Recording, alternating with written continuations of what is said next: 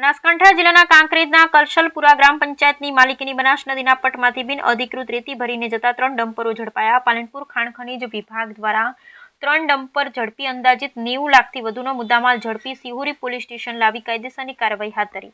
બનાસકાંઠા જિલ્લા ખાણ ખનીજ વિભાગ દ્વારા જે સ્થળ પરથી ભરાઈ રહ્યું છે તે ત્યાં તપાસ કરી દંડનીય કાર્યવાહી કરવામાં આવશે, ત્યારે રેતી ખનન માફિયાઓ અટકશે તેવી લોકમુખે ચર્ચા. બનાસકાંઠા જિલ્લાના કાંકરેજ તાલુકાની જીવાદોરી ગણાતી બનાસ નદીના પટમાં બિન અધિકૃત રીતે રેતી ભરીને જતા 3 ડમ્પર કશળપુરાથી ખાણ ખનીજ દ્વારા પકડી દંડનીય કાર્યવાહી કરી છે. પાલનપુર ખાણ ખનીજ દ્વારા 90 લાખનો મુદ્દામાલ સીઝ કરી સિહોરી પોલીસ સ્ટેશનમાં લાવી કાયદેસરની કાર્યવાહી હાથ ધરવામાં આવી. મળતી માહિતી પ્રમાણે કાંકરેજ તાલુકાના કશળપુરા સીમમાંથી પસાર થતી બનાસ નદીના પટમાં બિન અધિકૃત રીતે રેતી ભરી જતા 3 ડમ્પર જે ગાડી નંબર DD02 G9481 અને NL07 A4227 તેમજ GJ24X 3576 કશળપુરાથી ખાણ ખનીજ વિભાગ દ્વારા પકડવામાં આવ્યા. સૌથી અગત્યની બાબત વિશે વાત કરીએ તો કાંકરેજ તાલુકામાં ખુલ્લેઆમ બિન અધિકૃત રેતી ભરાઈ રહી છે. પાલનપુર ખાણ ખનીજ વિભાગના અધિકારીઓ નથી જાણતા.